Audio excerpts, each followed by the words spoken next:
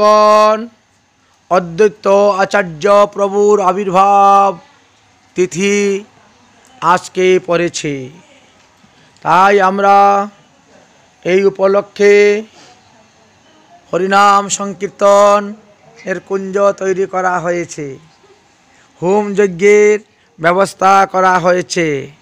এই যে দেখতে পাচ্ছেন, সকালবেলা আমাদের শ্রী বিগ্রহের সেবা পূজা করা হয়ে গিয়েছে, কুঞ্জ সাজানো হয়েছে। এই যে সেই কুঞ্জ, আগামীকাল অষ্টপ্রহর নাম সংকীর্তন হইবে। নাম সংকীর্তনের কুঞ্জ আজকে শ্রীমদ্ ভাগবত পাঠ আমাদের বিশ্রাম হয়ে যাবে। আজকে সপ্তম দিবসের পাঠ আমাদের পূর্ণ হয়ে যাবে। তারপরে রাত্রিবেলা হবে লীলা কীর্তন। রাত্রিবেলা আমরা লীলা কীর্তন করব। আজকে রাত্রে লীলা কীর্তন হবে নিধুবনে কৃষ্ণ কালী। আপনাদের সকলের নিমন্ত্রণ, আসবেন। আমরা কিন্তু আত্মার আহার আজকে দিব, দেহের আহার দিব না। আজকে একাদশীর ব্রতের মতনই সমস্ত দিন থাকতে হবে, পালন করতে হবে। আগামীকাল সূর্য উদয় হওয়ার পরে সকাল 10টা 1 মিনিটের মধ্যে আপনাদের সেবার ব্যবস্থা হয়ে যাবে। খিচুড়ি সকাল থেকে খিচুড়ি খাওয়া শুরু হয়ে যাবে। অখণ্ড ভান্ডারা চলবে সারাদিন, যত আসতে পারো যত খেতে পারো। খিচুড়ি সেবা, আনন্দ উৎসব হবে কালকে। কুবের পণ্ডিত তো আনন্দ করেছিলেন ছেলের জন্ম হয়েছে বলে, তাই আমরাও আনন্দ উৎসব করব আগামীকাল। রাধে রাধে। শুরু করো, শুরু করো, যজ্ঞ শুরু করো। হরি ওম। জলে বন্যস্থলে বন্য নিলস্তবায় মণ্ডলে দিবিরণ প্রসাদনম জলবত্তম শুদ্ধম কারয়েতে ওম জং জং বং বং লং লং প্রসায় ধীমহি তন্নো দেবঃ প্রচোদয়াৎ। অপবিত্র পবিত্র বা সর্বস্তঙ্গতঃ পিবাচস মধুপঞ্চকশ প্রাশ পাদ্যমান্ত সচি। ওম পাপহর পাপক্লেশ পাপাত্মা ভৈম সর্ব পাপহর হরি। হরি ওম পূর্বে নারায়ণ পাদ বাজবেশ্চ পশ্চিমে দক্ষিণ পাদ গোবিন্দ উত্তরে মধুসূদন ঈশানে বামন পাদ অগ্নিজনাদরম হিন্তে পদ্মনাভাশ্চ মাধবৈব তথা ঊর্ধ্বং গোবর্ধনম অর্ধস্থ বিগ্রহ রক্ষাহীনম ইয়স্তানং তদ সর্বং রক্ষতা হরি। ওম নমো ভগবতে বাসুদেবায়। হরি ওম চন্দনস্য মহাপুণ্যং পবিত্র পাপনাশনম আপদং বিপদং হরতি নিত্যং স্মৃতিষ্ঠতি সর্বদা। হরি ওম পূর্বে পুষ্পে পুষ্পে মহাপুরুষ পুষ্প পুষ্পজন অমরং অস্ত্রয় পটে স্বাহা। ওম স্বস্তিন গোবিন্দ অচ্যুত অনন্ত স্বস্তিন বাসুদেব বিষ্ণু দদাতু স্বস্তিন নারায়ণ দেবী স্বস্তিন পদ্মনাভ প্রসূত দদাতু। ওম স্বস্তি সদস্য ভগবান শ্রীকৃষ্ণ গণেশ সর্বশ্বরায় দদাতু। স্বস্তিন ইন্দ্র বিদ্যস্বাহা স্বস্তিন পুষ্য বিশ্বহরেব স্বস্তিন দক্ষ অরিষ্টনেমি স্বস্তিন বৃহস্পতি দদাতু। একশতদিন তুলসীপত্র পুষ্পং সমর্পয়ামি। ওম নমো ভগবতে বাসুদেবায় নমঃ। হরি ওম তমারি দেবং করুণানিধানং তমালবর্ণং সৈকাবতারং অপার সংসার সমুদ্র সেতুং ভজাম্যহং শ্রী ভাগবত স্বরূপম। ইদং নৈবেদ্যং সমর্পয়ামি। এতদ্ ওম নমো ভগবতে বাসুদেবায় নমঃ। ইদং পানীয়জলং সমর্পয়ামি। ইদং আচমনজলং সমর্পয়ামি। ধূপং ঘ্রাণং সমর্পয়ামি। ওম দীপং দর্শয়ামি। ওম নমো ভগবতে বাসুদেবায়। गुरुवे गौरचंद्राय राधिकायै तदालये कृष्णाय कृष्णभक्ताय तद्भक्ताय नमो नमः। हरि ओम।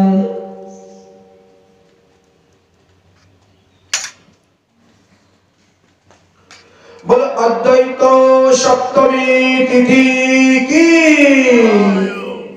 सभी भक्तवृंदगण, आज अद्वैत आचार्य प्रभुर आविर्भाव तिथि पड़ेছে। प्रति बছরে माघ मासेर शुक्लपक्षेर सप्तमी तिथिটি अद्वैत आचार्य प्रभुर आविर्भाव तिथि पालन करा হয়। এবারও আমরা अद्वैत प्रभुर এই তিথি পালন করার জন্য সবাই উপস্থিত হয়েছি। প্রেম ভক্তি নামক একখানা গ্রন্থ আছে, প্রেম ভক্তি চন্দ্রিকা। এই গ্রন্থটি রচনা করেছিলেন আমাদের নরোত্তম দাস ঠাকুর মহাশয়।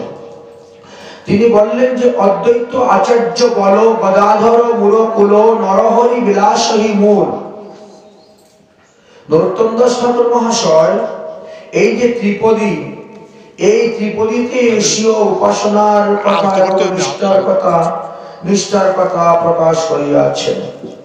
গৌড়ীয় বৈষ্ণব বলেন যেমন পঞ্চরত্নের উপাসনা, ঠিক তেমনি ভাবে শ্রী শ্রী রাধা গোবিন্দের যুগপৎ আরাধনার তত্ত্বের কথা বর্ণন করে গিয়েছেন।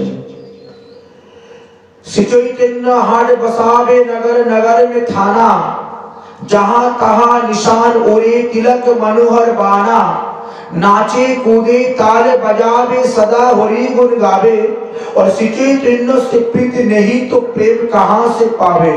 তাই কলিযুগের যে সমস্ত ভক্তগণ আছেন তারা গৌরাঙ্গ মহাপ্রভুর প্রতি যার যতটা প্রেম ভক্তি লাভ হইবে তিনি রাধা গোবিন্দের প্রেম ভক্তি ততটাই লাভ করতে পারবেন। তাই এই কলিযুগে হলো যুগপৎ উপাসনা, অর্থাৎ একদিকে যেমন পঞ্চতত্ত্বের আরাধনা, অন্যদিকে আবার রাধা গোবিন্দের আরাধনা। পঞ্চতত্ত্বের আরাধনা ব্যতীত পরম রহস্যময় শ্রী শ্রী রাধা গোবিন্দের উপাসনার অধিকার কখনো লাভ করা যায় না। তাই পঞ্চতত্ত্ব উপাসনাই হলো এই জগতের, এই কলিযুগের যুগ মাধুরী আস্বাদনের একমাত্র উপায়। দৃষ্টান্ত স্বরূপ কি বললেন? বললেন যে দেহের মধ্যে যদি শক্তি না থাকে তাহলে যেমন আপনি আপনার স্বামীর সেবা করতে পারবেন না। প্রাণের শক্তি থাকা চাই। প্রাণ শক্তি যদি কারো দুর্বল হয়ে যায়, প্রাণ শক্তি যদি কারো ক্ষীণ হয়ে পড়ে যায়, তাহলে তিনি তিনার স্বামীর সেবা করতে পারবেন না। ঠিক তেমনি ভাবে অদ্বৈত প্রভুকে ভজন না করলে গৌরাঙ্গ মহাপ্রভুর কৃপা বা ব্রজ প্রেম, রাধা দাস্য কোনো কিছুই লাভ করতে কেউ সমর্থ হইতে পারবে না। তাই মহাপ্রভু শ্রীমুখী রূপ সনাতন গোস্বামী পাদকে বলেছিলেন, যা শ্রী চৈতন্য চরিতামৃত গ্রন্থে লেখা আছে, প্রেম ভক্তি বাঞ্ছা যদি করহ এখনে, তবে ধরি পরগিয়ায় অদ্বৈত চরণে। তাই প্রেম ভক্তি যদি লাভ করতে চান তাহলে অদ্বৈত প্রভুর চরণ আশ্রয় করুন, তিনার চরণ ভজন করুন। অদ্বৈত হলেন সদাশিব এবং মহাবিষ্ণুর অবতার, ভক্তির ভান্ডার শ্রী অদ্বৈত আচার্য। অদ্বৈতের কৃপায় সেই কৃষ্ণ ভক্তি হয়। তাই ভক্তির ভান্ডার শ্রী অদ্বৈত মহাশয়, যাহার কৃপাতে কৃষ্ণ ভক্তি লাভ হয়। তাহলে বুঝতে পারলেন তো গৌড়ীয় বৈষ্ণব বলেন গৌর কৃষ্ণ সেবার মূল শক্তি হলেন শ্রী অদ্বৈত আচার্য প্রভু, যার আজকের এই তিথিতে আবির্ভাব তিনি হয়েছিলেন। তাহার আরাধনা ব্যতীত মহাপ্রভুর কৃপা লাভ করা কখনো যায় না আর যাবেও না। ঈশ্বর শক্তিমান বস্তু এবং বিভিন্ন প্রকারের লীলার মাধ্যমে তিনি তার লীলা প্রকাশ করে গিয়েছেন। পঞ্চতত্ত্বের রূপে যে ভগবান এসেছেন তার প্রমাণ শাস্ত্রে বর্ণন করে গিয়েছেন। বস্তুতে অদ্বৈত ভাব হেতু এক হলেও পঞ্চতত্ত্বের মধ্যে কিছু বৈচিত্র্যময় দেখা যায়। কি বলছেন? পঞ্চতত্ত্বাত্মকং কৃষ্ণ ভক্ত রূপ স্বরূপকম ভক্তাবতারং ভক্তামি নমামি ভক্ত শক্তিকম। শ্রী অদ্বৈত প্রভুর মহিমার কথা এই শ্লোকের মধ্যে পাওয়া গিয়েছে।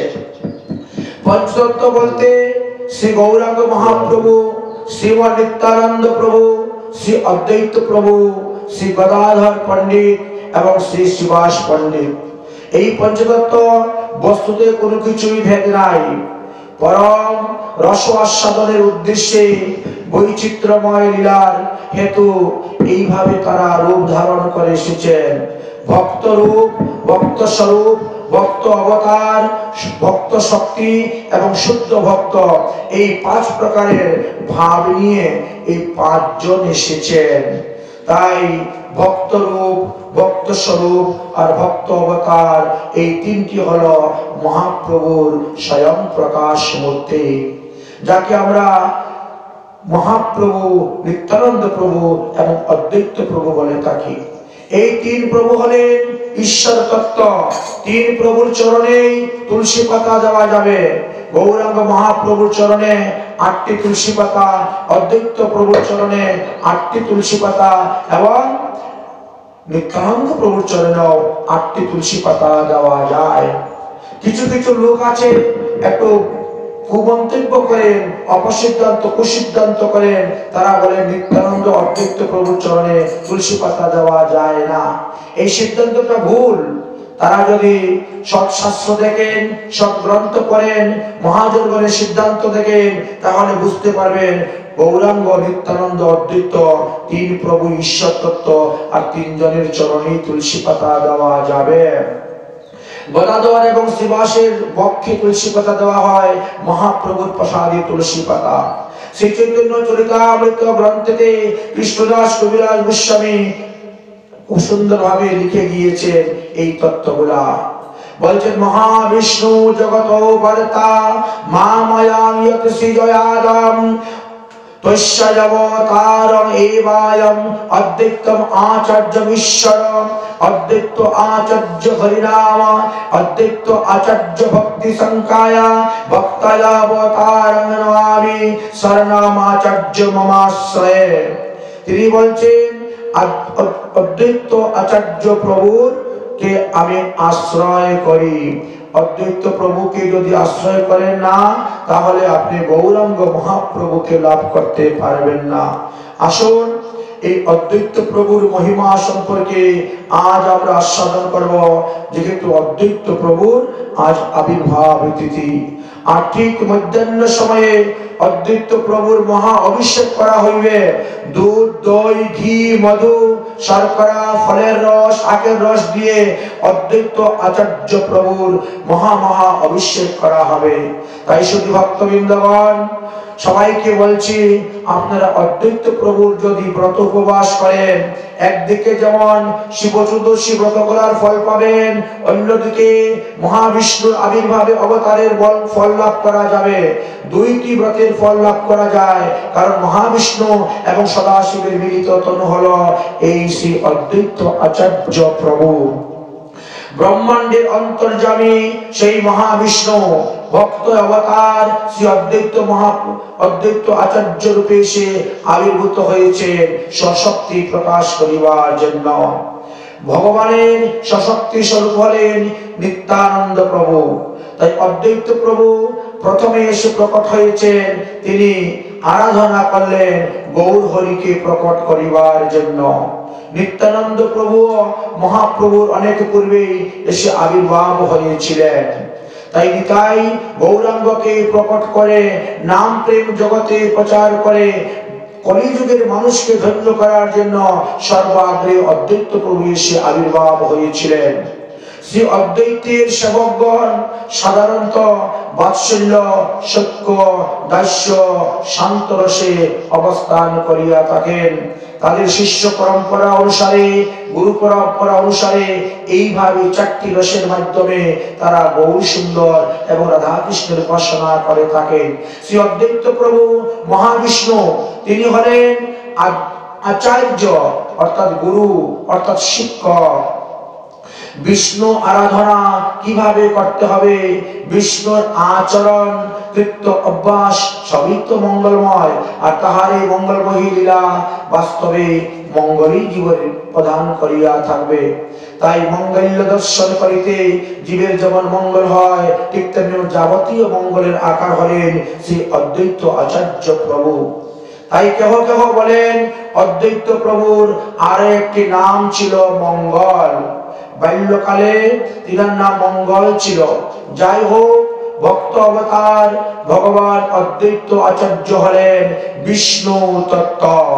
তাই তাহার চরণে তুলসী পাতা দেওয়া যাবে। যে কারুণ্যান্বসায়ী বিষ্ণু ছিলেন, যাকে আমরা মহাবিষ্ণু বলে থাকি, যার এক একটা লোমকূপের মধ্যে এক একটি ব্রহ্মাণ্ড অবস্থান করিতেছেন, তিনি মায়া দ্বারা এই জগৎকে সৃষ্টি করেছেন, তিনি জগৎ ভর্তা। আর তাহারই অবতার আজকের এই তিথিতে, অদ্বৈত সপ্তমী তিথি, মাঘী শুক্লা সপ্তমী তিথি, শ্রী অদ্বৈত আচার্য শ্রী হরির সহিত অভিন্ন তত্ত্ব বলে শাস্ত্রে প্রকাশ করে গিয়েছেন। তাহার এই জন্য তার নাম অদ্বৈত। ন দ্বৈত ইতি অদ্বৈত, ঈশ্বর থেকে তিনি কখনো আলাদা নন, তিনি ঈশ্বর তত্ত্ব, এই জন্য তাকে অদ্বৈত বলা হয়েছে। কৃষ্ণ ভক্তি উদ্দেশ্য করেন বলিয়া তিনি আচার্য, যিনি কৃষ্ণ তত্ত্ব, রাধা তত্ত্ব, প্রেম তত্ত্ব, ভক্তি তত্ত্ব, ভক্ত তত্ত্ব, ভাগবত তত্ত্ব শিক্ষাদান, তিনাকে আচার্য বলা হয়েছে। তাই মহাবিষ্ণুর অংশ, অদ্বৈত গুণধাম, ঈশ্বরেতে অবতীর্ণ, তাই অদ্বৈত পূর্ণ নাম। এই কারণে তিনার নাম অদ্বৈত আচার্য হয়েছিল। অদ্বৈত প্রভুর দুই অবতার এক তনুতে আমরা এত করে জানতে পারলাম। তিনি যেমন মহাবিষ্ণু, ঠিক তেমনি ভাবে আবার সদাশিব। কারণ মহাবিষ্ণু হলেন রুদ্র অবতার, তাই মহাপ্রভু বলেছেন, বুঝিলাম আচার্য তুমি মহেশ অবতার। এত বলি হাসি প্রভু বলেন বারবার। শ্রী চৈতন্য ভাগবত যদি আপনারা পড়েন, শ্রী চৈতন্য ভাগবতের আদি লীলাতে চতুর্থ অধ্যায়ের 473 শ্লোকের মধ্যে, বাজারের মধ্যে দেখতে পাবেন, শুদ্ধ বৈষ্ণবগণ কখনোই অদ্বৈত আচার্যকে অমর্যাদা করেন না। তাই আমরা আজকে অদ্বৈত আচার্য প্রভুর ব্রত পালন করব এবং মধ্যাহ্ন সময়ে তিনার অভিষেক করা হইবে। যাহারা শ্রী চৈতন্য দেবকে এবং শ্রী অদ্বৈত আচার্যের শিল্প বিগ্রহ জানেন, তাহারাই অদ্বৈত প্রভুর প্রকৃত ভক্ত। তাই শ্রী অদ্বৈত প্রভুকে যিনি বৈষ্ণব শ্রেষ্ঠ জ্ঞানে সেবা করেন, তিনি হলেন প্রকৃত বৈষ্ণব। তাই অদ্বৈত প্রভু হলেন ভক্তির ভান্ডারী। তাই তাহার চরণ আশ্রয় করিলে কেউ ভক্তি থেকে বঞ্চিত হইবেন না। আর আজই সেই সুযোগ তিনার চরণ আশ্রয় করার। যারা এখন পর্যন্ত অদ্বৈত প্রভুর চরণ আশ্রয় করেন নাই, অদ্বৈত প্রভুর বীজ মন্ত্র জপ করেন না, অদ্বৈত প্রভুর গায়ত্রী মন্ত্র জপ করেন না, তারা কিন্তু ভক্তি লাভ করতে পারেন না। তাই ভক্তির ভান্ডারী তুমি, বিনা ভক্তি দিলে কৃষ্ণ ভক্তি, কৃষ্ণ ভক্ত, কৃষ্ণ কারে মিলে। মহাপ্রভু অদ্বৈত প্রভুকে বলছেন, তুমি হলে ভক্তির ভান্ডারী। তুমি যদি কাউকে ভক্তি না দেও, তাহলে সেই ব্যক্তি কেমন করে কৃষ্ণ ভক্ত হইবে, সেই ব্যক্তি কেমন করে কৃষ্ণ ভক্তি লাভ করবে। অতএব তুমি হলে ভক্তির মূল ভান্ডারী।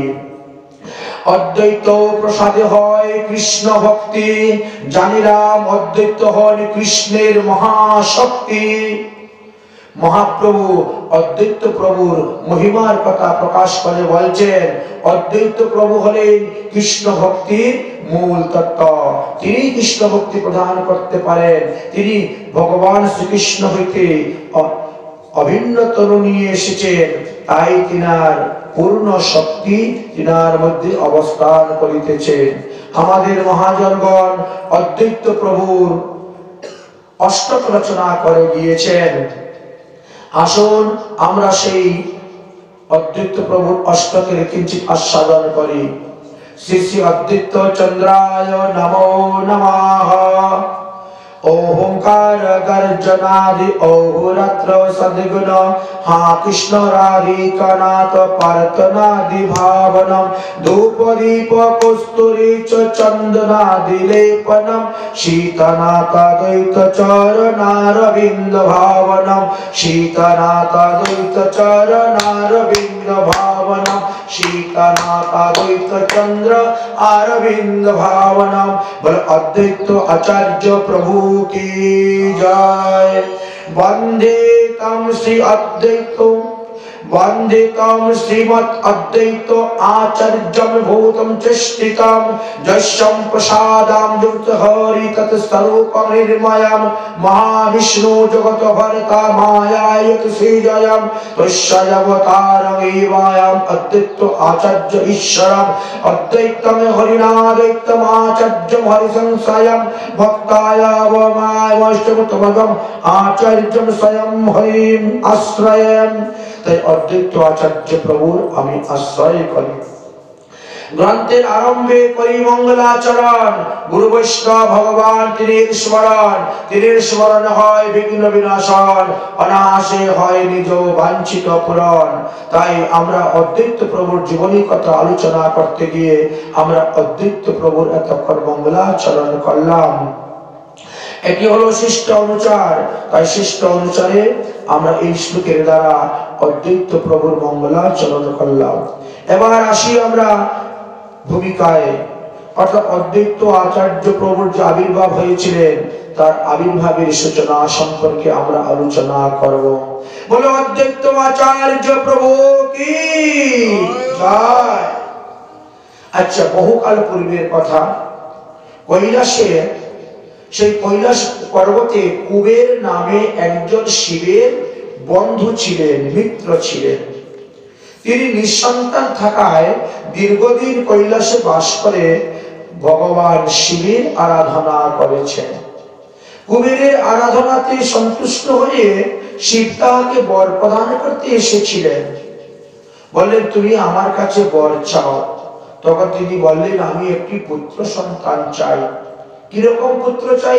যে না, তোমার মতন পুত্র চাই, আমি তোমার মতন পরম বৈষ্ণব একটি পুত্র চাই। কারণ ভাগবত বলছেন, বৈষ্ণবানাম যথা শম্ভু, সমস্ত বৈষ্ণবগণের মধ্যে শ্রেষ্ঠ হলেন এই দেবাদিদেব মহাদেব। তখন সদাশিব বলছে, ঠিক আছে, তাহলে তুমি পরজন্মে আমাকেই পুত্র রূপে পাইবে। অতএব তুমি কৈলাস পর্বত ত্যাগ করে যাও, ভারত ভূমিতে গিয়ে তুমি অবতীর্ণ হও। সেই কৈলাসে শিবের মিত্র কুবের এবার কলিযুগে এসে তিনি কুবের পণ্ডিত রূপে এই পৃথিবীতে, এই ধরাধামেতে আবির্ভূত হইলেন। ভক্তি রত্নাকর গ্রন্থ হইতে জানা যায় যে অদ্বৈত আচার্য প্রভুর পিতৃ পরিচয়। আমরা বর্তমানে যাকে বাংলাদেশ বলে জানি, সেই বাংলাদেশের এই শ্রীহট্ট বিভাগে লাহোর পরগনার নবগ্রাম নামে একটি গ্রাম ছিল। সেই গ্রামেতে নৃসিংহ বাহাদুর নামে এক মহাপুরুষ ছিলেন। ভক্তি রত্নাকর গ্রন্থ হইতে, পঞ্চম তরঙ্গ হইতে জানা যায় যে বঙ্গদেশে শ্রীহট্টর নিকট নবগ্রাম সর্ব আরাধ্য অদ্বৈত চণ্ডীর প্রিয় ধাম, অর্থাৎ অদ্বৈত আচার্য প্রভু তিনি বর্তমান বাংলাদেশের শ্রীহট্টের লাহোর পরগনাতে অবতীর্ণ হয়েছিলেন। নবগ্রামেতে তিনি জন্মগ্রহণ করেছিলেন। এই তত্ত্বটা আমরা জানতে পারলাম। সেই নৃসিংহ বাহাদুরের পুত্র রূপে প্রথমে কুবের পণ্ডিত এসে জন্মগ্রহণ করলেন। আর তিনি যখন বিদ্যা শিক্ষা লাভ করে পণ্ডিত হলেন, তখন তিনি বাংলাদেশের শ্রীহট্টের লাহোর পরগনার রাজা দিব্য সিংহের সভাপতিত্ব এবং মন্ত্রী পদে নিযুক্ত হয়েছিলেন। ক্রমেই তাহার বাসনা জাগিল বিবাহ করিতে, এবং তিনি শ্রী নাভা নামে এক পরমা সুন্দরীকে বিবাহ করেছিলেন, ঘর স্থাপন করেছিলেন, সংসার করতেছিলেন। কিন্তু দুর্ভাগ্যের বিষয় হলো, বহুদিন সংসার জীবন যাপন করা সত্ত্বেও তিনি কোনো সন্তানাদি লাভ করতে পারলেন না। এইভাবে বেশ কিছুদিন গত হয়ে গেল। একদিন রাজা দিব্য সিংহকে বললেন, হে রাজন, আপনি আমাকে কিছুদিনের জন্য রাজকার্য হইতে অবসর দিন, ছুটি দিন। কেন? আমি পুত্র সন্তান লাভ করার জন্য নবদ্বীপের কাছে শান্তিপুর নামে একটি স্থান আছে, সেই শান্তিপুরে গঙ্গার তটে গিয়ে বসে বাস করে গঙ্গার আরাধনা করব। যদি পতিত পাবনী গঙ্গা, পাপহারিণী গঙ্গার কৃপাতে আমার ভাগ্যের পরিবর্তন হয়, আমার পুত্র সন্তান আদি জন্ম নেয়, তাহলে অবশ্যই আমি আবার পুনরায় ফিরে আসব এবং আপনার রাজকার্যে আমি অংশগ্রহণ করব। যাই হোক, রাজা দিব্য সিংহ অনুমতি দিয়ে দিলেন। কুবের পণ্ডিত তিনার সহধর্মিণী নভা দেবীকে নিয়ে তিনি শান্তিপুরে গঙ্গার তীরে এসে বাস করতে শুরু করলেন। গঙ্গার তীরে বসবাস করতে শুরু করেছেন। একদিন কুবের পণ্ডিত দেখলেন কয়েকজন ভ্রষ্টাচার লোক, কয়েকজন পাষণ্ড লোক, তারা বৈষ্ণব দেখলে নিন্দা করে, আর বৈষ্ণব নিন্দা তিনি শুনিয়া মনে খুব দুঃখ পেলেন। মনে মনে চিন্তা করলেন, এই বহির্মুখ, এই কৃষ্ণ বহির্মুখ লোক এই পাপময় সংসারে থেকে আর লাভ নেই, এই সংসার থেকে ত্যাগ করে নিত্যধামে চলে যাওয়াই ভাই। তাই প্রাণ ত্যাগের জন্য তিনি দৃঢ় সংকল্প করে নিলেন, বিষ্ণু বৈষ্ণবের নিন্দা আর সহ্য করতে পারবো না। এমন সময় কি হয়েছে, আকাশবাণী হয়ে গিয়েছিল, আর তিনি সেই কথা শ্রবণ করে তিনি শান্ত হইলেন, আর আত্মহত্যা করতে তিনি গেলেন না। যাই হোক, তারপরে তিনি চিন্তা করলেন, এই বিষ্ণু বৈষ্ণবের নিন্দা থেকে রক্ষা করতে গেলে আমার মতো মানুষের দ্বারা শক্তি হবে না, ভগবানকে স্বয়ং আবির্ভাব করতে হবে। এই রূপে নানা ভাব হয় ক্ষণে ক্ষণ, আর কৃষ্ণ আরাধন শ্রী গঙ্গা সন্নিধান। সেই গঙ্গার জলে বসে তিনি কৃষ্ণ আরাধনা করছেন। আমাদের মহাজন গৌণ বলছেন, এই যে নবদ্বীপের গঙ্গা, নবদ্বীপের গঙ্গার পশ্চিম দিকে গঙ্গা প্রবাহিত হন, আর পূর্ব দিকে যমুনা প্রবাহিত হন। তাই কোন কোন পায়ারের মধ্যে পাওয়া যায়, এই রূপে নানা ভাব ভয় ক্ষণে ক্ষণ কৃষ্ণ আরাধনা করেন যমুনা সন্নিধান। যমুনা সন্নিধান হলেও শান্তিপুরের যে গঙ্গা, সেই গঙ্গার পূর্ব তীরে যমুনায় অবস্থান করিতেছেন। যাই হোক, সেই দিন রাত্রে কুবের পণ্ডিত এক অপূর্ব স্বপ্ন দেখিলেন। একটা দিব্য রথ তাদের ঘরের দরজার সামনে এসে উপস্থিত হয়েছে, আর সেই রথের মধ্যে দুজন পুরুষ এসেছেন। বিশাল শরীর, হেমবর্ণ চেহারা, বিদ্যুৎময় তেজমান, পরম সুন্দর। এক পুরুষ আরেক পুরুষকে হাত ধরে বলছেন, যাও যাও, তুমি গিয়ে এই নাভা দেবীর গর্ভে অবতীর্ণ হও। তুমি কলিহত পতিত জীবকে উদ্ধার করো, কলির পাতকীগণকে তুমি উদ্ধার করো, আর কলি পাতকীকে উদ্ধার করার জন্য, ভগবানকে অবতীর্ণ করার জন্য তুমি যাও। তুমি গিয়ে আচরণ করে জীবকে শিক্ষা দাও, কিভাবে জীব হরি ভজন করবে, কৃষ্ণ ভজন করবে। আর একজন আরেকজনকে বলছে, না না আমি যাবো কেন, তুমি যাও। তারপরে বলছে, চলো আমরা উভয়ই দুজনেই যাই তাহলে। এই বলিয়া উভয় একত্রিত হয়ে এক মহাতেজ হয়ে ওই নাভা দেবী হৃদয়ের মধ্যে প্রবেশ করলেন। ভক্তি রত্নাকর গ্রন্থের পঞ্চম তরঙ্গ হইতে জানা যায়। আর ওই স্বপ্নটা শুধু খালি কুবের পণ্ডিত দেখেন নাই, নাভা দেবীও দেখেছিলেন। এই স্বপ্ন দেখিয়া কুবের নিদ্রাভঙ্গ হয়ে গেল। তিনি তখন আনন্দ অশ্রু বিসর্জন করতে করতে নাভা দেবীর নিকটে এই স্বপ্ন বৃত্তান্ত বলতে শুরু করছেন। নাভা দেবী বলছেন, ঠিক তুমি যেভাবে স্বপ্নে দেখেছো, আমিও ওইভাবেই স্বপ্নে দেখেছি। উভয়েরই স্বপ্ন এক প্রকার হয়ে গেল, উভয়ই অপূর্ব আনন্দ অনুভব করতে লাগলেন। আর সেই রাত্রে হইতে নাভা দেবীর গর্ভ লক্ষণ প্রকাশ পেল। সম্ভবত 1354 শতাব্দে এই নাভা দেবী গর্ভবতী হয়েছিলেন বলে জানা যায়। পরের দিন সকালেই সন্তান হওয়ার সম্ভাবনা জানিয়ে বাংলাদেশের সেই শ্রীহট্টের যে লাহোর পরগনার দিব্য সিংহ নামক রাজা ছিলেন, তিনার কাছে একখানা পত্র লিখলেন। পত্র পেয়ে রাজা অত্যন্ত সন্তুষ্ট হলেন এবং তিনি উত্তর দিলেন, তাহলে আপনি চলে আসুন। আপনি ভিন্ন, আমার রাজকার্য শূন্য, আপনি ভিন্ন, আমার রাজ্য শূন্য, আপনি ভিন্ন, ধিক্কার আমার রাজধানী। অতএব আপনি চলে আসুন, আপনি চলে আসুন, মন্ত্রী মশাই চলে আসুন। যাই হোক, উত্তর পেয়ে তখন তারা রওনা হয়েছেন নবগ্রামে আসার জন্য। এবং শস্ত্রী সহ নাভা দেবী সহ কুবের পণ্ডিত নবগ্রামে এসে উপস্থিত হয়েছে। একদা জীবের দুর্দশা দর্শন করে ব্যতীত হৃদয়ে তপব্রত কুবের আচার্য গঙ্গার জলে ধ্যানমগ্ন আছেন। এমত অবস্থায় তিনি শুনলেন কে যেন তাহাকে বলতেছেন, তুমি তপস্যা করো, তুমি তপস্যা করো, তপস্যা করিলে তোমার লাভ হইবে। তাই তিনি তপস্যা করতে আরম্ভ করলেন। সেই তপস্যার কারণে তিনি এক অসাধারণ, এক অসামান্য পুত্র সন্তান লাভ করতে পারলেন। যাহা শুনিয়ে কুবের পণ্ডিতের ধ্যানভঙ্গ হইল। তিনি গৃহে গিয়ে নাভা দেবীকে বললেন, আমরা তপস্যা করলে আমাদের গর্ভে উত্তম সন্তান আসবে। সেই দিন হইতে নাভা হইলা গর্ভবতী। পুনর্নবগ্রামে গিয়া করিলা স্থিতি। পূজনীয় কুবের আচার্য নবগ্রামে যখন চলে আসলেন, তখন রাজা এত সন্তুষ্ট, এত প্রশংসা হলেন, এত খুশি হলেন যে তা ভাষায় প্রকাশ করার মতো নয়। তাদের থাকার জন্য উত্তম স্থান, উত্তম আসন দিলেন। কুবের পণ্ডিতকে, কুবের পণ্ডিত একজন সুমন্ত্রী ছিলেন, যার মন্ত্রিত্বের কারণে তিনি সুন্দরভাবে রাজত্ব করতে পেরেছিলেন। কুবের পণ্ডিতকে অনেক সম্মান, অনেক শ্রদ্ধা, অনেক আদর করতেন রাজা দিব্য সিংহ। কুবের পণ্ডিত কহিলেন, আপনার দয়ার প্রেম ঋণ আমি কখনো শোধ করতে পারবো না। আপনার এই ভালোবাসা, আপনার এই প্রেমের কাছে আমি চির ঋণী হয়ে গেছি, চির আবদ্ধ হয়ে আছি।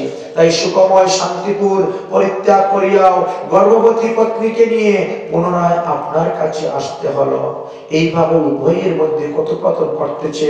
আর এমন সময় এক জ্যোতিষ শাস্ত্রজ্ঞ ব্রাহ্মণ পণ্ডিত এসে উপস্থিত হয়েছে।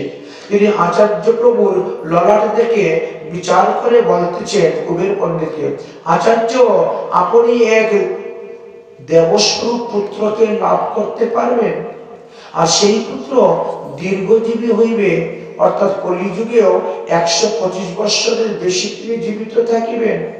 তিনি দীর্ঘজীবী, তিনি ধর্মজ্ঞ হবেন, তিনি শাস্ত্রজ্ঞ হবেন, তিনি বিশুদ্ধ বৈষ্ণব ধর্ম প্রচার করিবেন, আর এর জন্যই হলো তাহার আবির্ভাব। আর এই বলিয়া সেই জ্যোতিষ পণ্ডিত চলে গেলেন। রাজা তৎক্ষণাৎ ভেবেছিলেন তিনাকে জিজ্ঞেস করবেন তার নিজের ভাগ্যের কথা, কিন্তু আর তাকে পাওয়া গেল না। কুবের পণ্ডিত বাড়িতে এসে নাভা দেবীকে সমস্ত ঘটনা বললেন। তারপরে একদিন নাভা দেবী স্বপ্নে দেখছেন। কিছুদিন অতীত হওয়ার পরে একদা শেষ রজনীতে নাভা দেবী দেখলেন এক অপূর্ব স্বপ্ন। তাহার হৃদয়ের মধ্যে এক জ্যোতির্ময় মূর্তি সমুদ্র সুরে যেন হরিনাম করিতেছে। তার গর্ভস্থ সন্তান হরিনাম করিতেছে গর্ভের মধ্যে থেকে। আর এই স্বপ্ন দর্শন করে তিনি বড় আনন্দিত হয়েছে। দেখলেন তখন কি হয়েছে, ওই গর্ভস্থ শিশু হরিনাম করতে করতে স্বপ্নে দেখতেছেন সেই শিশু নৃত্য করিতেছে। তিনার কাছে ধর্মরাজ যমস্যে উপস্থিত হয়েছে মূর্তিমান হয়ে। আর তিনার সেই গর্ভস্থ শিশুকে প্রণাম করে বলতেছে, প্রভু, আপনার কৃপাতে সমস্ত জীব মুক্ত হয়ে যাইবে, তাই আপনি অবতীর্ণ হচ্ছেন কলিহত জীবকে মুক্ত করার জন্য। তবে প্রভু, আমি কাকে নিয়ে রাজত্ব করব? আপনি যদি সবাইকে উদ্ধার করে দেন, তাহলে আমি কাকে নিয়ে রাজত্ব করব? অদ্বৈত প্রভু বললেন, যারা ঈশ্বরকে মানে না, ঈশ্বর তত্ত্ব মানে না, গীতা ভাগবত মানে না, বিষ্ণু মন্ত্রে দীক্ষা নেয় না, মালা তিলক ধারণ করে না, সাধুগুরু বৈষ্ণবের সেবা করে না, মর্যাদা দেয় না, তুমি তাদেরকে নিয়েই থাকবে। যাই হোক, সেই তেজপুজ্য মূর্তি বলছেন, এই তম কলির প্রভাবে কাণ্ড জ্ঞানহীন বর্জিত আচার ভ্রষ্ট হইয়া মানুষ দুঃখ পাইতেছে। তাহা দর্শন করি আমি অত্যন্ত ব্যতীত হইয়াছি। তাই আমি অবতীর্ণ হইয়া গোলকপতি ভগবান শ্রী হরিকে পৃথিবীতে অবতীর্ণ করাইব, প্রকট করাইব। তিনি অবতীর্ণ হইয়ে ব্রজ প্রেম, রাধা প্রেম, রাধা দাস্য, রাগানুগা ভক্তি পৃথিবীতে প্রচার করিবেন। এই বৃন্দাবনের প্রেম বন্যা এসে নবদ্বীপে উপস্থিত হবে, আর এই বিশ্ব জগৎকে নবদ্বীপ থেকে প্রেম বন্যা গিয়ে আবৃত করবে। কিন্তু যারা বৈষ্ণব অপরাধী, যারা বৈষ্ণব হিন্দু, যারা পাষণ্ডী, তারা তো উদ্ধার হইবে না। অতএব তুমি তাদেরকে নিয়েই তো রাজত্ব করবে। ধর্মরাজ তখন প্রসন্ন হয়ে দণ্ডবত প্রণাম করে সেই স্থান থেকে প্রস্থান করিলেন। পরের দিন সকালে স্বপ্ন বৃত্তান্ত নাভা দেবী কুবের দেবী আচার্যের কাছে বললেন। উভয়ই বিস্মিত হয়ে গেলেন। দেখতে দেখতে অদ্বৈত প্রভুর আবির্ভাবের সময় উপস্থিত হয়ে গেল। অর্থাৎ নাভা দেবীর গর্ভ তখন 10 মাস পূর্ণ হয়ে গিয়েছে। সেই সময়ে শ্রীহট্টের একটি প্রধান ব্রত ছিল, সেই ব্রতের নাম মকর সপ্তমী ব্রত। এই মকর সংক্রান্তি অর্থাৎ মাঘী শুক্লা সপ্তমী, এই সপ্তমী দিবসে কি হয়? এই সপ্তমী দিবসে অনেক অনেক ব্রত অনুষ্ঠান আচরণ হয়ে থাকে। তাই সেই দিন সমস্ত শ্রীহট্টবাসীগণ প্রত্যেকের বাড়িতে কলা গাছ রোপণ, ঘটস্থাপন, বনমালা রোপণ, নৃত্য গীত বাদ্য যন্ত্র কোলাহল সহকারে মহা আড়ম্বরের সহিত হরিনাম সংকীর্তন হরিধ্বনি হচ্ছে, এইভাবে অনুষ্ঠান হইতেছে। আর তদুপলক্ষে সকলে স্নান দান হরিধ্বনি সহকারে উৎসব করিতেছেন। আর এমন সময় অদ্বৈত প্রভু জন্মের উপস্থিত সময় এসে উপস্থিত হয়েছে। ভক্তি রত্নাকর গ্রন্থের পঞ্চম তরঙ্গ হইতে জানা যায় যে ওই যে নানা ধ্বনি শুনি সর্বে হর্ষ হয়, কুবেরের তনয় হইল মঙ্গল আলয়, মানে ভগবান আসছেন। অনুমান করা যায় যে 1355 শতাব্দীর মাঘ মাসের শুক্লা মকর সপ্তমী তিথিতে এই অদ্বৈত প্রভু আবির্ভাব হয়েছিলেন। অর্থাৎ 1433 খ্রিস্টাব্দে 1433 খ্রিস্টাব্দে জানুয়ারি মাসে অদ্বৈত প্রভু আবির্ভূত হয়েছিলেন। আচ্ছা, তাহলে 1433 খ্রিস্টাব্দ আর এখন আমাদের চলতেছে 2025 খ্রিস্টাব্দ। তাহলে দেখেন তো কত বছর হচ্ছে? 1433 আর 2025 প্রায় 600 বছরের কাছাকাছি হয়ে গেছে না? 608 বছর। তাহলে 608 বছর পূর্বে তিনি অবতীর্ণ হয়েছিলেন। বাংলাতে বলছেন যে 840 বঙ্গাব্দে, আর এখন আমাদের 1431। 8 আর 14 এখানে 6 পাওয়া গেল। হ্যাঁ, তাহলে অনুমান করা যাচ্ছে যে 608 বছর বা 609 বছর পূর্বে অদ্বৈত আচার্য প্রভু এসেছিলেন পৃথিবীতে। নাভা দেবীর কুলকে আলোকিত করে অদ্বৈত আচার্য প্রভু নবগ্রামে কবিরের পণ্ডিতের পুত্র রূপে আবির্ভাব হয়েছে। বলে অদ্বৈত আচার্য প্রভু কি জয়। সকলেই অপূর্ব পুত্ররত্ন দর্শন করিয়া আনন্দিত হয়ে গেলেন। তাই কবির পণ্ডিত তিনি পুত্রের জাতকর্ম সংস্কার করাইলেন এবং দান দক্ষিণা করলেন। ভগবান শ্রীকৃষ্ণ অবতীর্ণ হওয়ার পর যেভাবে নন্দ বাবা নন্দ মহোৎসব করেছিলেন, এই কুবের পণ্ডিত সেই তেমনি ভাবে নন্দ মহোৎসব করেছিলেন। মানে পুত্র সন্তান লাভ হয়েছিল বলে তিনিও আনন্দ উৎসব করেছিলেন, আনন্দ উৎসব করেছিলেন। আর সেই আনন্দ উৎসব হলো আমাদের আগামী কল্যাণ। আজ আমাদের ব্রত চলবে। তাই জীবের প্রতি অদ্বৈত আচার্য প্রভুর করুণা অশেষ। জন্মিবার ছলে ধন্য কইরা বঙ্গ দেশ। বাংলাদেশ ছিল পাণ্ডব বর্জিত দেশ, অপবিত্র দেশ, কিন্তু অদ্বৈত প্রভু সেখানে আবির্ভাব হয়ে সেই বাংলাদেশকে শুদ্ধ করে দিলেন, ধন্য করে দিলেন, পবিত্র করে দিলেন। তো অদ্বৈত প্রভু আজ আবির্ভাব হয়েছেন বলে আজকে পঞ্চরবি শস্য গ্রহণ করা নিষিদ্ধ। যেভাবে একাদশী ব্রত করি আমরা, শ্রীকৃষ্ণের জন্মাষ্টমী, রাধার জন্মাষ্টমী, বামন দ্বাদশী, নৃসিংহ চতুর্দশী, শিবরাত্রি, রামনবমী, গৌরাঙ্গ মহাপ্রভুর জয়ন্তী, ঠিক তেমনি ভাবে আজ অদ্বৈত জয়ন্তী।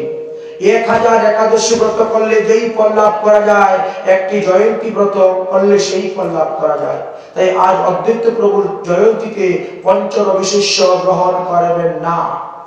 একাদশী ব্রতের মতন থাকবেন, সম্ভব হলে নির্জলা থাকবেন, সম্ভব না হলে ফলমূল খাবেন সজলা। ফল মূল, দুধ, দই, ঘি এগুলো খাওয়া যাবে। আলু, কাঁচকলা, পেঁপে, সন্দুক, লবণ, গোলমরিচ, গল্প ঘৃত দিয়ে আপনি সবজি বানিয়েও পেতে পারবেন। এত ভিন্ন অন্য কিছু গ্রহণ করবেন না। এতে ব্রত নষ্ট হবে, প্রত্যয় হবে। আর পঞ্চশস্য গ্রহণ করলে, অন্ন খেলে, যতগুলা অন্ন খাবে তত হাজার বছর পূর্বিপাক নরকে বাস করিতে হইবে। তাই আজ আমাদের এই মহোৎসবে আমরা কাউকে অন্ন দান করব না। আগামী কাল অষ্টপ্রহর নাম সংকীর্তন হবে, আর এই সংকীর্তনে সবাইকে প্রসাদের ব্যবস্থা হবে, প্রসাদ দেওয়া হবে। আপনারা ভুরি ভোজন করে প্রসাদ পাবেন, কিন্তু আজকে একটি অন্নের দানাও কাউকে দেওয়া হবে না। কারণ শাস্ত্রে বর্ণন করে গিয়েছেন যে ব্রতের দিবসে অন্ন যে দান করবে তার পাপ হইবে, যে অন্ন খাবে তার পাপ হইবে, যে বলবে যাও অন্ন খাও তার পাপ হইবে। তাই খেতেও নাই, দিতেও নাই, বলতেও নাই। জয় রাধে।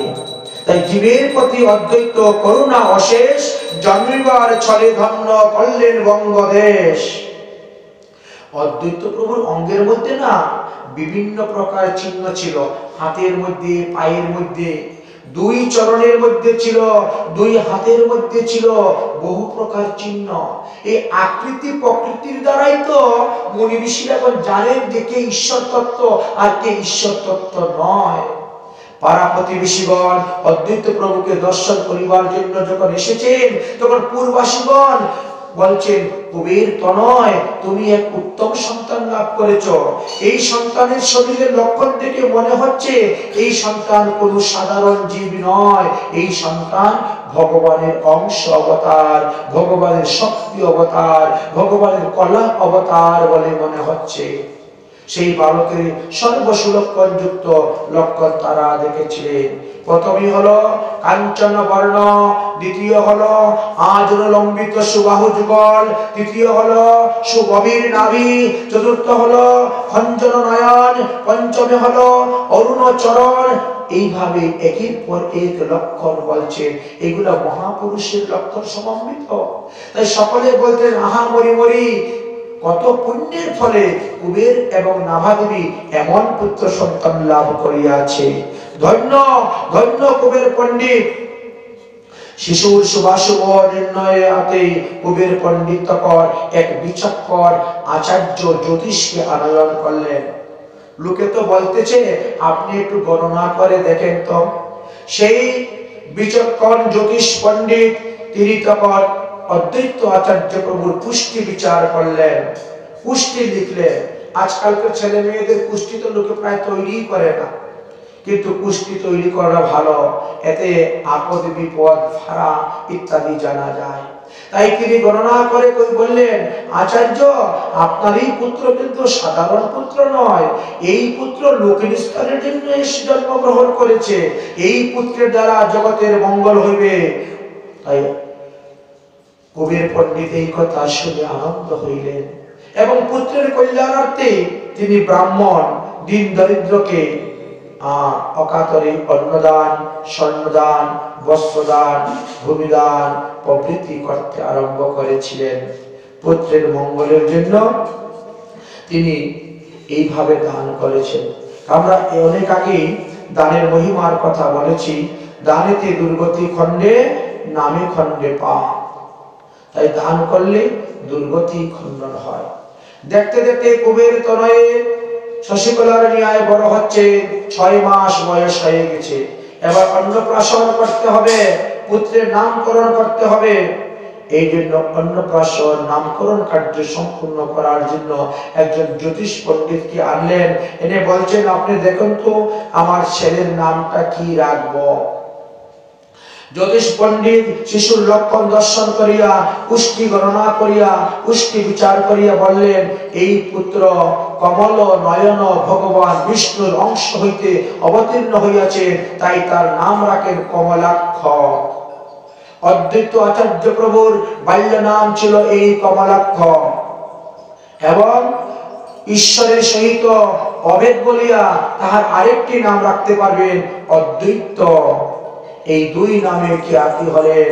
তারপরে বললেন, এই শিশু জগতের মঙ্গল বিধান করিবার জন্য আসিয়াছে, তাই তাহার নাম রাখিলাম মঙ্গল। এইভাবে 3টি নাম তিনার রাখা হয়েছিল।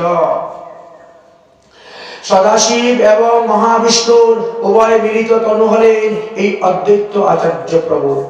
শ্রী চৈতন্য চরিতামৃত গ্রন্থের আদি লীলার ৬ষ্ঠ পরিচ্ছেদে উল্লেখ করে গিয়েছেন, মহাবিষ্ণুর অংশ অদ্বৈত গুণধাম, ঈশ্বরের অব্যক্তিহ অদ্বৈত পূর্ণ নাম, কমল নয়ন হেতু যাতে অঙ্গ অংশ কমলাক্ষ বলিয়াত নাম ধরে নবকংস, জগত মঙ্গল অদ্বৈত মঙ্গল গুণধাম, আর মঙ্গল চরিত্র সদা মঙ্গল যাহার নাম। এইভাবে ৩টি নামেতে তিনি জগতে পরিচিত সেই অদ্বৈত আচার্য প্রভু। ধীরে ধীরে শশীকলার নিয়ে বড় হতে শুরু হলেন। এবার তার কৌমার লীলার কথা কিঞ্চিত আমরা আস্বাদন করব। এই অদ্ভুত লীলা ছিল সেই শৈশবে কালের সেই কৌমার লীলা। তিনি যখন স্তনপানে বিমুখ হয়ে যেতেন, কখনো কখনো ক্রন্দন করিতেন, তখন তার পিতা তার মাতা হরিনাম সংকীর্তন করিলে হাতুতালি দিলে তিনি কান্না বন্ধ করে দিতেন, শান্ত হয়ে যেতেন। ক্রমে ক্রমে যখন তাহার মুখের মধ্যে বাক্য স্ফুটিত হইল, তখন তিনি সর্বপ্রথমে কৃষ্ণ কৃষ্ণ কৃষ্ণ কৃষ্ণ এই শব্দই উচ্চারণ করতে লাগিলেন। তিনি শিশুকাল হইতেই তাহার গৃহের দেবতা শালগ্রাম শিলার প্রসাদ ব্যতীত অন্য কোনো কিছু গ্রহণ করেন নাই। অদ্বৈত আচার্য প্রভু আজীবন সদাচার পালন প্রসাদ ভোজী। তিনার মাতা পিতাও সদাচারী এবং প্রসাদ ভোজী ছিলেন। যাই হোক, অদ্বৈতকে পাইয়া নবগ্রামবাসীগণ আনন্দে ভাসেন, যাহা না যায় বর্ণন। সকলে আনন্দে ভাসতে শুরু করলেন। ধীরে ধীরে অদ্বৈত আচার্য প্রভুর বয়স বাড়তে শুরু হলো। ৩ বৎসর বয়স হয়ে গেল। এবার তিনার মস্তক মুন্ডন হবে, চূড়াকরণ সংস্কার করা হবে। অদ্বৈত আচার্য প্রভুর চূড়াকরণের সংকল্প করা হলো। সমস্ত আত্মীয় স্বজন কুটুম্বকে নিমন্ত্রণ দেওয়া হলো। চূড়াকরণের দিনও নাম সংকীর্তনের ব্যবস্থা করা হয়েছে। অদ্বৈত আচার্য প্রভু শিশুকাল হইতে তিনি অন্যান্য শিশুদেরকে নিয়ে বাটি ঘটি নিয়ে খেলাধুলা করতেন না, তিনি কৃষ্ণ লীলার অনুকরণ খেলা করতেন। তিনি কৃষ্ণ কৃষ্ণ বলতেন, তাই সবাই তাকে কৃষ্ণ বোলা বলে ডাকতেন। লাহুর বা নারিয়ার বংশে জন্মগ্রহণ করিয়েছেন বলে এই অদ্বৈত প্রভুকে কেউ নারা বুড়া এইভাবে বলে তিনাকে ডাকতেন। কারণ সেই সময়ে তো অল্প বয়সের লোকেরা কেউ সাধন ভজন করত না, হরিনাম করত না। অদ্বৈত আচার্য প্রভু করতেন বলে তিনাকে নারা বুড়া বলে তাকে ডাকতেন। অদ্বৈত প্রভুর বাল্যলীলাও বড় অদ্ভুত ছিল। 5 বছর বয়সেই অদ্বৈত প্রভু বিদ্যালয় স্কুলে ভর্তি হলেন, আর তিনি লেখাপড়া শিখতে শুরু করলেন। তিনি অল্প কিছুদিনের মধ্যেই স্বরবর্ণ ব্যঞ্জন বর্ণ শিক্ষা লাভ করলেন। 1 বছরের শিক্ষা তিনি 1 মাসের মধ্যে সমাপ্ত করে দিয়েছিলেন। তিনার লেখাপড়ার দেখছর করে মাস্টার মশাই পর্যন্ত প্রশংসা করতেন। কুবের পণ্ডিত নাভা দেবী বড় আনন্দিত হতেন। ভক্তি রত্নাকর গ্রন্থ হইতে জানা যায়, অদ্বৈত আপনারে সদা লুকাইয়া রয়, অদ্বৈত প্রকাশ না করেন ইচ্ছা শক্তি হয়। তিনি যে ঈশ্বর অংশ অবতার, এ কথা কিন্তু তিনি কখনো প্রকাশ করতেন না, তিনি সর্বদা নিজেকে গোপন করে রাখতেন। বৃদ্ধ বয়স্ক লোকগণ অদ্বৈত আচার্য প্রভুকেও খুব স্নেহ করতেন, ভালোবাসতেন, মমতা করতেন। তাই অদ্বৈত আচার্য প্রভু সবসময় হরিনাম খেলাধুলা করতেন। একবার কি এক ঘটনা ঘটেছিল। একদা নাভা দেবী পুত্রকে কোলে করিয়া নিদ্রাতে গিয়েছেন। রজনীতে এক অপূর্ব স্বপ্ন দেখতেছেন, তার কুলেস্থ শিশু চতুর্ভুজ মূর্তি ধারণ করেছেন। অদ্বৈত আচার্য প্রভু চতুর্ভুজ মূর্তি ধারণ করতেছেন, এটি নাভা দেবী স্বপ্নে দেখতেছেন। শঙ্খ চক্র গদা পদ্ম ধারে হয়ে সুন্দরভাবে তিনি দাঁড়িয়েছেন। শরৎ চন্দ্রপূর্ণ ন্যায় মহাবিষ্ণু রূপ ধারণ করে দণ্ডায়মান হচ্ছেন, আর নাভা দেবী যেন সেই পুত্রকে স্তুতি করতেছেন বিষ্ণুকে। তখন সেই মহাবিষ্ণু নাভা দেবীকে বলছেন, হে দেবী, তুমি চিন্তা করিও না, আমি এই স্থানে সমস্ত তীর্থকে আহ্বান করে নিয়ে আসব, আর তুমি ওই তীর্থের মধ্যে স্নান করিয়া তুমি পবিত্র হইবে, পুণ্য লাভ করতে পারবে। সেই অপূর্ব স্বপ্ন দর্শনের পর নাভা দেবীর নিদ্রা ভঙ্গ হয়ে গেল। তিনি তখন নানা প্রকার চিন্তা করতে শুরু করলেন, আমি একই স্বপ্নে দেখলাম, আমার ছেলে তাহলে কি ভগবান বিষ্ণু? এমন সময় কমলাক্ষর নিদ্রাভঙ্গ হয়ে গেল। তিনি মাতাকে জিজ্ঞাসা করলেন, ও মা, তুমি এটা হেট মাথা করে চিন্তা করছো কি গো? তোমার চিন্তার কারণ কি আমাকে বলো। তুমি না বললে কিন্তু আমি আর হরিনাম করব না, তুমি না বললে কিন্তু আমি আর কীর্তন করব না, তুমি না বললে কিন্তু আমি আর নৃত্য করব না। তখন নাভা দেবী সেই অপূর্ব স্বপ্ন বৃত্তান্তের কথা শুনাইলেন। কমলাক্ষ বলিলেন, মাতা তুমি রুদন করিও না, আমি প্রতিজ্ঞা করে বলিতেছি, আমি তোমার ইচ্ছা পূরণ করার জন্য অদ্য রাত্রেই এই পৃথিবীতে যত তীর্থ আছে সমস্ত তীর্থকে আহ্বান করে আমাদের এই পর্বতের উপরে নিয়ে আসব, আর এই স্থান থেকে ঝর্ণার জলের মতো সেই জল ঝরতে শুরু হবে, আর তুমি সেখানে স্নান করে কৃতার্থ হইবে। অদ্বৈত প্রভুর ইচ্ছা কে পারে বুঝিতে, জননীর সুখ দে বলি নানা মতে। এইভাবে তিনি সুখ প্রদান করেছিলেন। শিশু হইতেই অদ্বৈত প্রভু এইভাবেই ছিলেন। শিশুর মুখে এই প্রকার প্রতিজ্ঞা শ্রবণ করিয়া নাভা দেবী তো বিস্মিত হয়ে গেলেন। দেখতে দেখতে মধু কৃষ্ণা ত্রয়োদশী এসে উপস্থিত হয়ে গেল, অর্থাৎ চৈত্র মাসের কৃষ্ণপক্ষের ত্রয়োদশী তিথি। আর ওই দিন আনন্দে কোলাহল হলো, সারাদিন তো কাটলো। রাত্রিবেলা যখন অদ্বৈত প্রভু বলেন, ওমা চলো, ওই পাহাড়ের উপর না সমস্ত তীর্থ এসে উপস্থিত হয়ে গেছে, তোমার জন্য অপেক্ষা করতেছে, তুমি ফুল বেলপাতা দুব্বা নিয়ে চলো গো মা, এই তীর্থগণকে পূজা করতে হবে আর তাদের আরতি করতে হবে। তীর্থগণের পূজা করে যখন আরতি করবে তখন সেই তীর্থগণ জলময় রূপ ধারণ করবে, আর জল রূপে তারা প্রবাহিত হইতে থাকবে। তুমি সেই তীর্থে স্নান করবে, সর্বতীর্থে স্নানের ফল লাভ করিতে পারবে। চলো মা চলো। পুত্রের মুখের বাক্য শ্রবণ করিয়া মাতা অত্যন্ত আশ্চর্যান্বিত হলেন এবং কৌতূহল আক্রান্ত হৃদয় নিয়ে পুত্রের সহিত তিনি রওনা হয়ে গেলেন। অদ্বৈত মাতার পাশে দণ্ডায়মান হইয়া শঙ্খ ঘণ্টা বাদ্য করিয়া উচ্চস্বরে হরিধ্বনি করিতে লাগিলেন। কিছুক্ষণের মধ্যেই দেখা যায় পর্বত হইতে ঝিরঝির ঝিরঝির করে অনর্গল জল নিঃসৃত হইতে লাগিল। অদ্বৈত প্রভু বলছে, ও মা, মাগো দেখো দেখো দেখো দেখো, সমস্ত তীর্থরা এই তোমার বিন্দু বিন্দু বারিধারা হয়ে আসতেছে তোমাকে সিঞ্চন করার জন্য। যাও মা যাও, তুমি এই তীর্থের জলে স্নান করো। পুত্রের বাক্য শ্রবণ করিয়া নাভা দেবী ভক্তি ভরে তীর্থকে দণ্ডবত প্রণাম করে সেই জলেতে তিনি স্নান করলেন। তদবধি সেই স্থানের নাম হলো পনা তীর্থ। পণ করিয়া তিনি এনেছিলেন বলে পণ তীর্থ নামে অভিহিত হয়েছে। নাভা দেবী সেই বারুণী তিথিতে স্নান করিয়া ধন্য হয়েছিলেন, যে আজ পর্যন্ত সেইখানে স্নান হয়ে থাকে প্রতি মধুকৃষ্ণা ত্রয়োদশীতে। অতঃপর অদ্বৈত প্রভু ব্যাকরণ শাস্ত্র অধ্যয়ন করিতে লাগিলেন। আর তিনি যখন ব্যাকরণ শাস্ত্র অধ্যয়ন করতে শুরু করেছেন সেই সময় তিনার সঙ্গে বিদ্যালয়ে এসে যোগ দিলেন রাজা দিব্য সিংহের পুত্র। রাজা দিব্য সিংহের পুত্র আর মন্ত্রীর পুত্র অদ্বৈত প্রভু দুজনের মধ্যে মোটামুটি একটু সখ্য ভাব ছিল, কিন্তু লেখাপড়ার দিক দিয়ে কিন্তু অদ্বৈত প্রভুকে একটু হিংসা করত। কারণ রাজার ছেলে অদ্বৈত প্রভুর সঙ্গে লেখাপড়ায় পেরে উঠতে পারত না।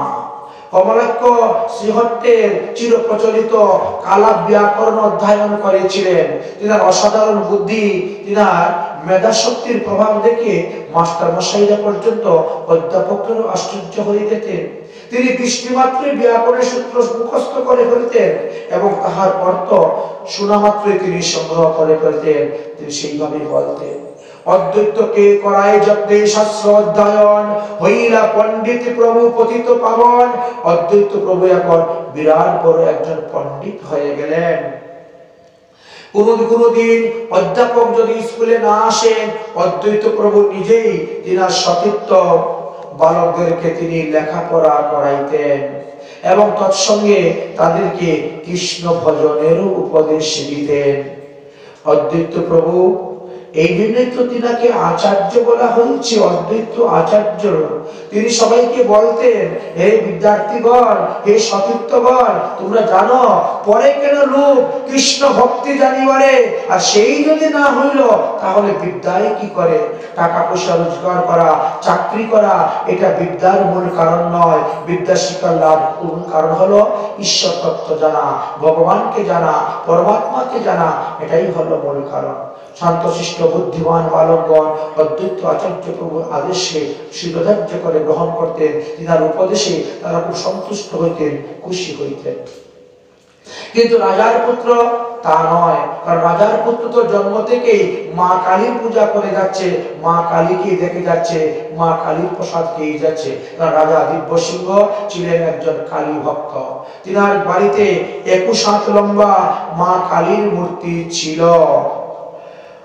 একদিন দিব্যসিংহর রাজার ছেলে অদ্বৈত প্রভুকে বলছে, আরে ও কৃষ্ণ বলা, তোর এই কৃষ্ণ নামে না সারা জগৎটা ছাড়কার হবে, চল চল আদ্যা শক্তি মহামায়া মা কালীকে দেখ, দর্শন করবি, চল আমাদের বাড়িতে।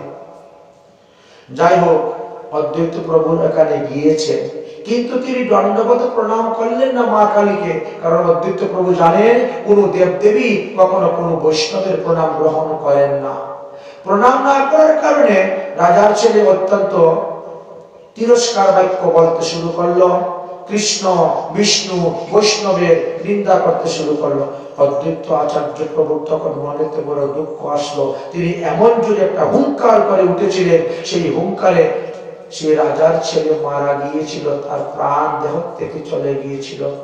অদ্বৈতের বাল্যলীলা অতি চমৎকার, দেখে ভাগ্যবন্ত তাহা বর্ণিবার শক্তিকার, তাই বর্ণন করার মতন কোন শক্তি নেই।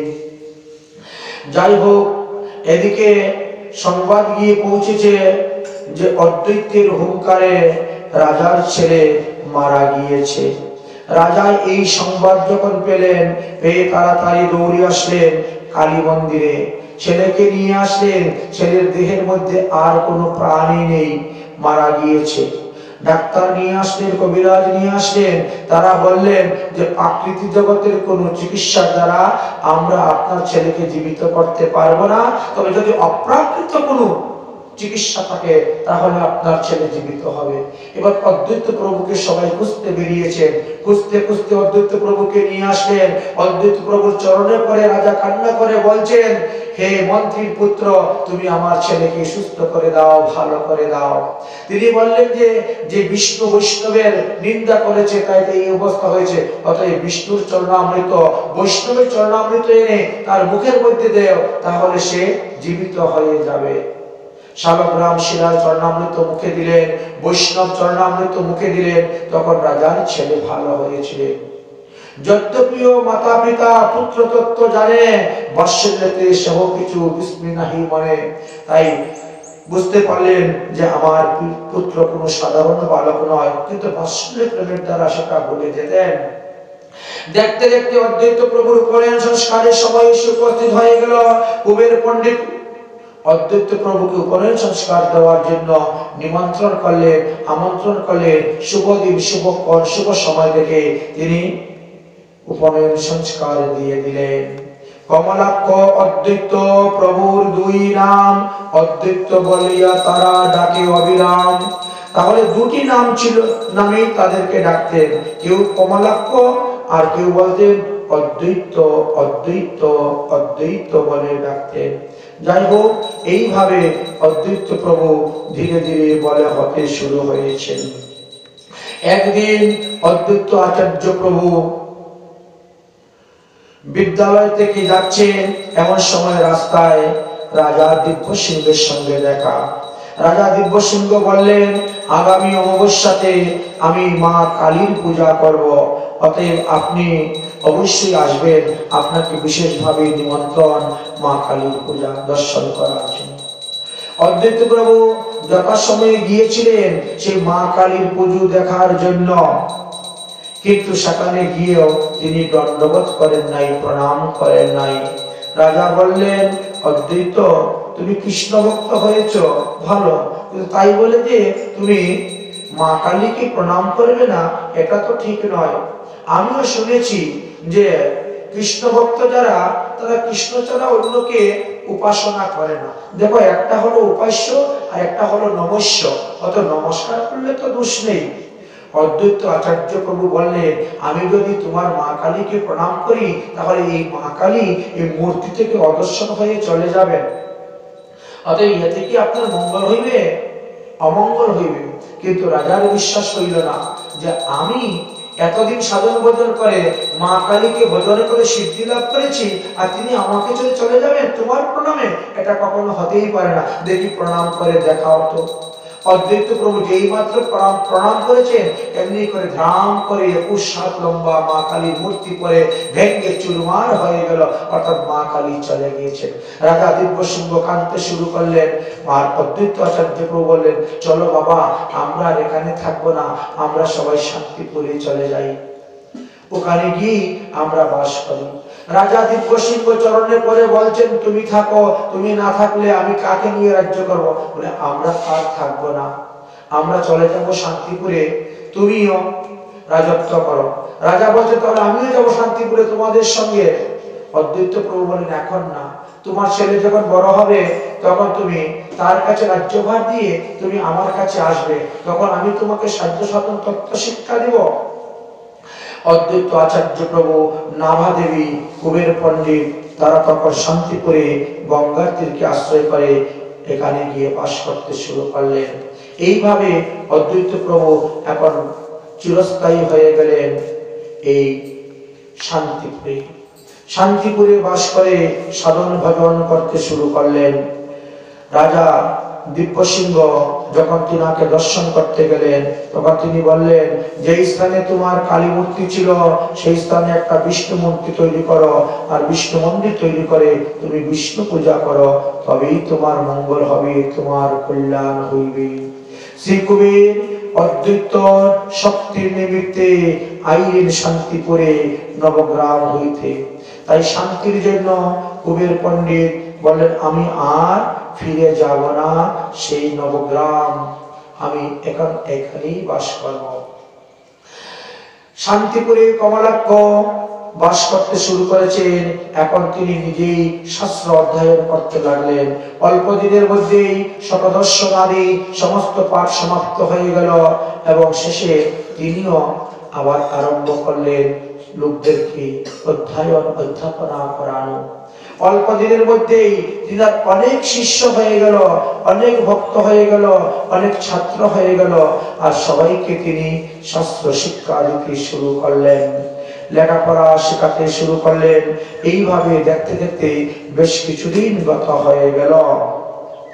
অদ্বৈত আচার্য প্রভুর নীতিগণ বসে বসে তারা আরম্ভ করলেন শিক্ষা লাভ করা। একদিন কি হয়েছিল, অদ্বৈত আচার্য প্রভু এক গুরুদেবের বাড়িতে গিয়েছেন, গুরুকুলে গিয়ে উপস্থিত হয়েছেন। আর সেখানে গুরুদেব বলছেন, আমার কাছ থেকে যারা শিক্ষা গ্রহণ করবে তারা গুরুদক্ষিণা রূপে ওই সরোবর থেকে পদ্মফুল এনে দিতে হবে। যে আমাকে পদ্মফুল এনে দিতে পারবে তাকেই আমি উত্তম শিক্ষা প্রদান করিব। সবাই বলছে পদ্মফুল যেখানে থাকে ওখানে সর্প থাকে, অতএব সর্পের ভয়ে কেউ যেতে রাজি হলো না। অদ্বৈত প্রভু এক একটা পদ্মফুলের পাতার মধ্যে পা দিয়ে দিয়ে তিনি চলে গেলেন, আর সেই পদ্মফুলটি এনে দিয়ে দিয়েছিলেন। যাহা দর্শন করে সতীর্থ ছাত্রগণ এবং গুরু ভট্টাচার্য মহাশয় অত্যন্ত সন্তুষ্ট হয়েছিলেন। কমলাক্ষকে জিজ্ঞাসা করলেন, বাবা, কোন শক্তির দ্বারা তুমি এই কার্য সাধন করলেন? কমলাক্ষ একটা কথাই উত্তর দিলেন, গুরুদেব, যারা কৃষ্ণ ভক্ত হয় না তাদের হাতের মুঠে অষ্টসিদ্ধি থাকে, কিন্তু তারা কখনো সিদ্ধি চায় না বা তারা কখনো কাউকে সিদ্ধি দেখায় না। সেদিন থেকে বুঝতে পেরেছিলেন যে এই শিশু কোনো সাধারণ শিষ্য নয়। যাই হোক, দেখতে দেখতে অদ্বৈত প্রভুর কৈশোর লীলা আরম্ভ হয়ে গেল। শান্তিপুরে আসিয়া সর্বক্ষণ মাতা পিতার সেবা করতে শুরু করলেন এবং মাতা পিতার সেবা করলেন। এদিকে অদ্বৈত আচার্য প্রভুর পিতা কুবের পণ্ডিতের বয়স তখন ৯৯ বৎসরের অধিক হয়ে গেছে, অর্থাৎ ১০০ বৎসরের কাছাকাছি হয়ে গিয়েছে। তাই কুবের পণ্ডিতের পিতা বলছেন, আমি আর কদিন বাঁচবো, আমি আর তো মনে হয় বেশি দিন বাঁচবো না, আমার তো মৃত্যু সন্নিকটে এসে উপস্থিত হয়েছে। বলে তিনি বলতেছেন, পুত্রকে নানা শাস্ত্র করাইয়া অধ্যাপন, কত দিনে দুহে কইলা অদর্শন। যাই হোক, পিতৃভক্ত কমলাক্ষ পিতা মারা গেলেন। পিতৃবিয়োগের পরে তিনি পিতার অন্ত্যেষ্টি কার্য যখন করতে গেলেন, তখন তিনার মা বললেন, আমি সতী হব, অর্থাৎ স্বামীর সঙ্গে আমিও চিতায় এই প্রাণ ত্যাগ করব। তাই কুবের পণ্ডিত পিতার মৃতদেহ যখন শ্মশানে তুললেন, ৭ বার প্রদক্ষিণ করলেন, ধু ধু করে ধুমা উঠতে শুরু হলো। অকস্মাৎ নাভা দেবী সেই জ্বলন্ত চিতাতে গিয়ে প্রবেশ করলেন এবং তিনি স্বামীর সঙ্গে সহমৃতা হয়ে গেলেন। তাই কমলাক্ষের মাতা পিতা একই দিন, একই তিথি, একই তারিখে তিনি গমন করেছেন, যার কারণে মাতা পিতার শ্রাদ্ধটা একই দিনে তিনার হতো। অদ্বৈত প্রভু বৈষ্ণব বিধান অনুসারে মাতা পিতার শ্রাদ্ধ করলেন, আর তারপরে তিনি তীর্থ পর্যটনে বেরিয়ে গেলেন। বহু তীর্থ তিনি ভ্রমণ করেছিলেন।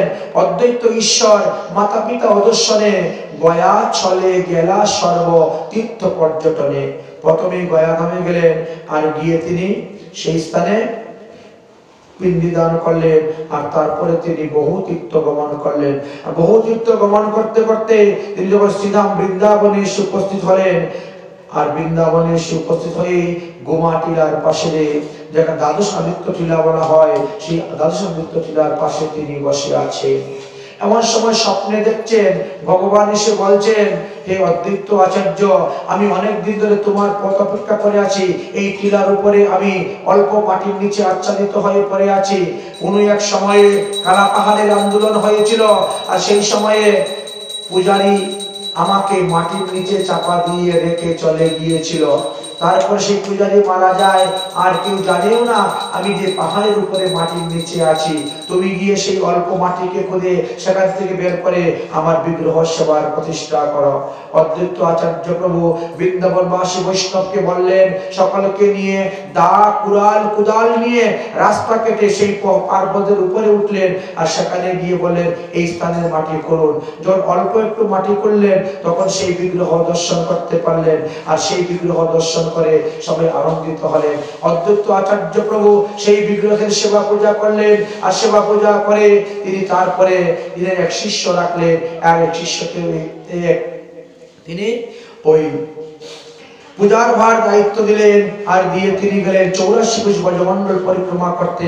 আর সেই সময় ঔরঙ্গজেব তিনি বেশ কিছু মুসলমান পাঠিয়েছিল বৃন্দাবন ধামকে নষ্ট করার জন্য, বৃন্দাবনের মূর্তি চুরি করার জন্য, মূর্তি ভাঙ্গার জন্য, মন্দির ভাঙ্গার জন্য।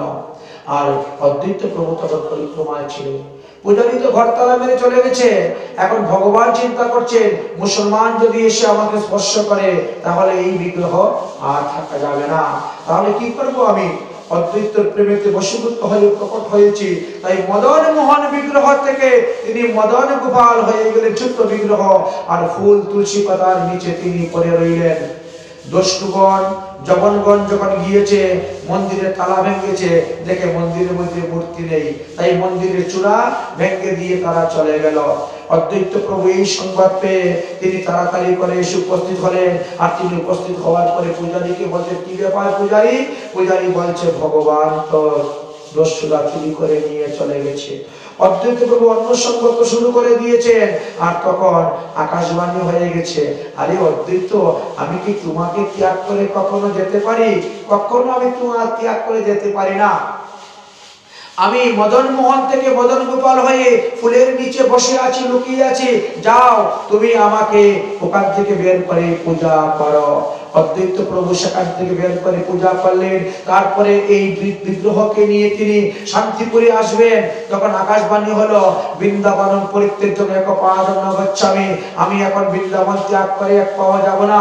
অতএব অদ্বৈত প্রভু, তুমি আমাকে নিয়ে শান্তিপুরে যেও না, আমার মূর্তি ব্রাহ্মণের কাছে রেখে দাও। চৌব নামক ব্রাহ্মণ আছে মথুরাতে, তার কাছে রেখে দাও। তখন অদ্বৈত প্রভু পাগলের মতো হয়ে গেছে, নিজের সেবিত বিগ্রহকে তিনি নিজে নিয়ে আসতে পারবেন না বৃন্দাবন থেকে। রাধারানী তার এই ক্রন্দন দেখে বিশ্বকাকে বলছেন, বিশ্বকা তুমি মদন মোহনের বিগ্রহের মতন একটা চিত্রপট অঙ্কন করে দাও। তখন চিত্রপট অঙ্কন করে নিধুবনের মধ্যে রেখে দিয়েছে। অদ্বৈত প্রভু যখন গিয়েছেন তখন এই নিধুবনে গিয়ে তিনি পেলেন।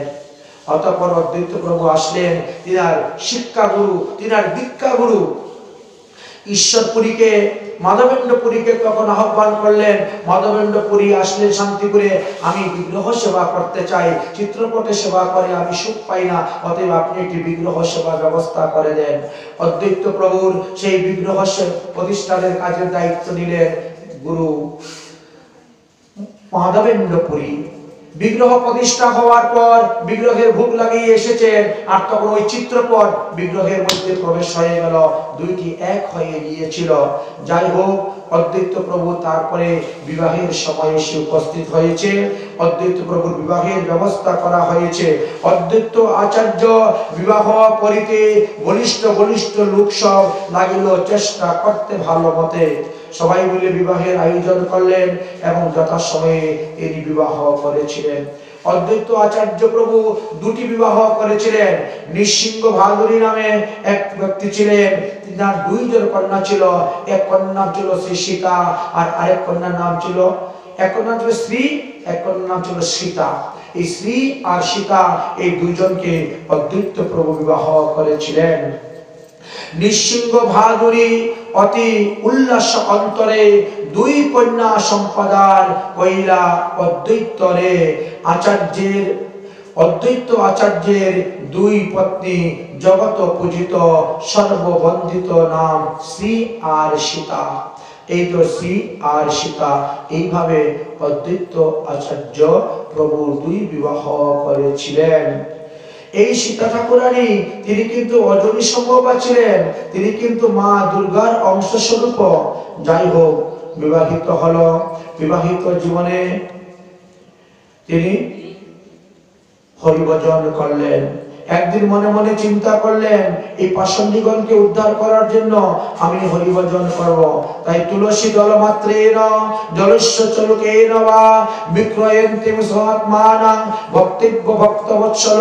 এই শ্লোকটি যখন তিনি শাস্ত্রের মধ্যে পালেন, গৌতমীয় তন্ত্রে নারদৈক্য পড়তে পড়তে তখন তিনি গঙ্গার জলে তুলসী পাতা দিয়ে অদ্বৈত প্রভু আরাধনা করতে লাগলেন ভগবান শ্রী হরিকে।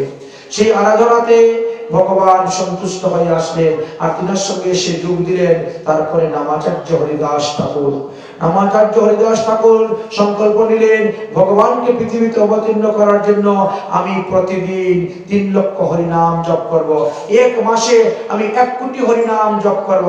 তাই নবদ্বীপে সচিগর্ভর সিন্ধু মাঝারে অবতীর্ণ হইলেন আসে প্রভু অদ্বৈত হুঙ্কারে।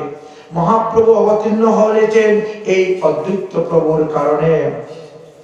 অদ্বৈত প্রভুর আরাধনায় ভগবান আসলেন এবং সচীদেবীর গর্ভেতে তিনি অবতীর্ণ হইলেন। এই অদ্বৈত প্রভুর কাছে তারপরে দিব্যসিংহ এসে উপস্থিত হয়েছিলেন। দিব্যসিংহকে অদ্বৈত প্রভু দীক্ষা দিয়েছিলেন এবং তার নাম রেখেছিলেন লাউরীয় কৃষ্ণ দাস। অদ্বৈত প্রভু মহাপ্রভুর সমস্ত অবতার, সমস্ত লীলা, জগাই মাধাই উদ্ধার থেকে আরম্ভ করে সন্ন্যাস থেকে আরম্ভ করে সবকিছুতেই তিনি অংশগ্রহণ করেছিলেন। হরি নাম প্রেম আদি বিতরণ করেছিলেন। এমনকি মহাপ্রভু সন্ন্যাস গ্রহণ করার পর তিনি যখন নীলাচলে গিয়েছিলেন, অদ্বৈত প্রভু প্রতি বৎসর নীলাচলে যেতেন এবং মহাপ্রভুকে দর্শন করতেন। নবদ্বীপে থাকাকালীন সময় মহাপ্রভুকে নিমন্ত্রণ করে এনে তিনার ঘরে ভোজন করাইতেন।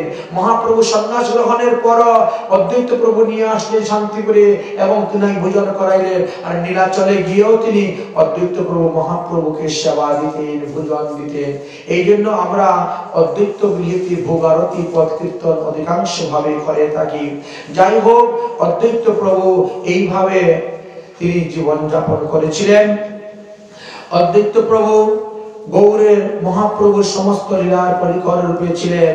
নিত্যানন্দ প্রভু হোক অদ্বৈত প্রভু, তারা অভিন্নতর রূপে মহাপ্রভুর সেবা করেছিলেন, মহাপ্রভুর সঙ্গ করেছিলেন। দেখতে দেখতে মহাপ্রভু নিত্যধামে চলে গেলেন, অদ্বৈত প্রভু তখনও জীবিত ছিলেন। নিত্যানন্দ প্রভু নিত্যধামে চলে গেলেন লীলা সংবরণ করে, তখনও কিন্তু অদ্বৈত প্রভু ছিলেন। কারণ অদ্বৈত প্রভু সব থেকে বেশি লম্বা দীর্ঘ আয়ু নিয়ে তিনি ছিলেন। এইভাবে অদ্বৈত প্রভুর মহিমার কথা শাস্ত্রে বর্ণন করে গিয়েছেন। অদ্বৈত প্রভু মহাপ্রভুর সমস্ত লীলার পরিকর রূপে সাহায্য সহযোগিতা করেছিলেন। এবং মহাপ্রভু যখন বীরচন্দ্র রূপে অবতীর্ণ হলেন নিত্যানন্দের পুত্র রূপে, তখনও কিন্তু অদ্বৈত প্রভু সেইখানে গিয়েছিলেন এবং দেখে প্রণাম করে বললেন, সেই চুর আসিয়াছে বারবার, সেই চুরকে চিনা বড় মুশকিল। যাই হোক, অদ্বৈত প্রভু এই ক্রম অনুসারে বহুদিন বাস করেছিলেন। আমরা এখন সংক্ষেপ করে দিচ্ছি অদ্বৈত প্রভুর জীবনী কথা, তিনার তিরুভাব সম্পর্কে কিঞ্চিৎ আস্বাদন করব। শ্রী ভক্তবৃন্দগণ, আমরা এখন অদ্বৈত প্রভুর জীবনী কথা সংক্ষিপ্ত করে দিচ্ছি। অদ্বৈত প্রভুর 6টি পুত্র সন্তান জন্মগ্রহণ করেছিল। তার মধ্যে সব থেকে বড় পুত্রের নাম ছিল অচ্যুতানন্দ। অদ্বৈত প্রভু সবসময় বলতেন, আমার অচ্যুতানন্দের মত হইল সর্বশ্রেষ্ঠ সার, অন্যের মত নিলে তোরা হবি ছাড় খা। অদ্বৈত প্রভু অন্তর্ধান কখন করেছিলেন? অদ্বৈত প্রভু 125 বৎসর বয়সে তিনি মদন গোপাল বিগ্রহ থেকে লীন হয়ে গিয়েছিলেন। বুঝতে পেরেছেন? অদ্বৈত প্রভুর বয়স যখন 125 বৎসর হয়েছিল, 125 বৎসর পর্যন্ত তিনি এই ধরাধামে লীলা করে গিয়েছেন। আচ্ছা, অদ্বৈত প্রভুর যে 6টি পুত্র ছিল তাদের নাম ছিল অচ্যুতানন্দ, কৃষ্ণ মিশ্র, গোপাল, বলরাম, স্বরূপ আর জগদীশ। এই 6 পুত্রের মধ্যে অদ্বৈত প্রভুর 3 পুত্র, প্রথম 3 পুত্র অর্থাৎ অচ্যুতানন্দ আর কৃষ্ণ মিশ্র আর গোপাল, এই 3 জন কিন্তু মহাপ্রভুর মত পথ মানতেন। আর বাকি যে পরের 3 জন বলরাম, স্বরূপ এবং জগদীশ, তারা কিন্তু মহাপ্রভুর মত পথ মানতেন না। আর এই কারণে অদ্বৈত প্রভু তার ওই 3 পুত্রকে ত্যাগ করে দিয়েছিলেন, কারণ ওরা ছিল জ্ঞান মার্গের ভক্ত হয়ে গেছিল। কোন এক সময় অদ্বৈত প্রভু একটু অপরাধ করেছিলেন, এই জন্য মহাপ্রভু অদ্বৈত প্রভুকে মেরেছিলেন। আর ওই কারণে তারা দেখলো যে না, উনি যখন আমার বাবাকে মেরেছেন, আর আমরা এই রাস্তায় অদ্বৈত প্রভু ভক্তিকে লুকাইয়া জ্ঞানের প্রকাশ করেছিলেন। আমরা যেহেতু সংক্ষেপ নিয়ে আসছি বলে তিনি আর সেই কথা আলোচনা করতে পারি নাই। যাই হোক, আর এই কারণে তারা জ্ঞান মার্গে চলে গিয়েছিল। তাহলে অদ্বৈত প্রভু অন্তর্ধান হয়েছিলেন 125 বৎসর জীবিত থাকার পরে, অর্থাৎ 1480 শতাব্দে তিনি অন্তর্ধান হলেন। 1558 খ্রিস্টাব্দে তিনি অন্তর্ধান হয়েছিলেন। বাংলা হলো 965 বঙ্গাব্দে তিনি নিত্যলীলায় প্রবেশ করেছিলেন। বলে অদ্বৈত আচার্য প্রভু কি। তাই অদ্বৈত প্রভুর থেকে যারা দীক্ষা নিয়ে এসেছে তাদেরকে বলা হয় অদ্বৈত পরিবার। অদ্বৈত পরিবারের যারা বৈষ্ণব, তারা বটপাতার মতন তিলক করেন। বৃক্ষের 2য় স্কন্ধ অদ্বৈত আচার্য মহাপ্রভু হলেন মূল বৃক্ষ। গৌড়ীয় বৈষ্ণব সম্প্রদায়ের মূল বৃক্ষ হলেন অদ্বৈত আচার্য প্রভু। আর মূল বৃক্ষের 2টি স্কন্ধ বেরোলো কে কে? নিত্যানন্দ আর অদ্বৈত। তাই বলছেন বৃক্ষের 2য় স্কন্ধ অদ্বৈত গোসাই, তার যত শাখা তার লেখা জোখা নাই। সেই স্কন্ধে যত প্রেম ফল উপজিল, সেই কৃষ্ণ প্রেমে ফলে জগৎ ভরিল। সেই জলে স্কন্ধে করে শাখায় আরোহণ, ফলে ফুলে বারে শাখা হইল বিস্তরণ। এইভাবে অদ্বৈত প্রভুর মহিমার কথা বর্ণন করে গিয়েছেন। আমরা সংক্ষেপে অদ্বৈত আচার্য প্রভুর জীবনী আস্বাদন করলাম। যেহেতু আজকে অদ্বৈত প্রভুর আবির্ভাব তিথি, এই জন্য বলে অদ্বৈত আচার্য প্রভু কি, অদ্বৈত আচার্য প্রভু কি, অদ্বৈত আচার্য প্রভু কি, অদ্বৈত আচার্যের আবির্ভাব তিথি কি, মকর সপ্তমী কি, মাঘী শুক্লা সপ্তমী কি। জয় জয় শ্রী রাধেশ্যাম।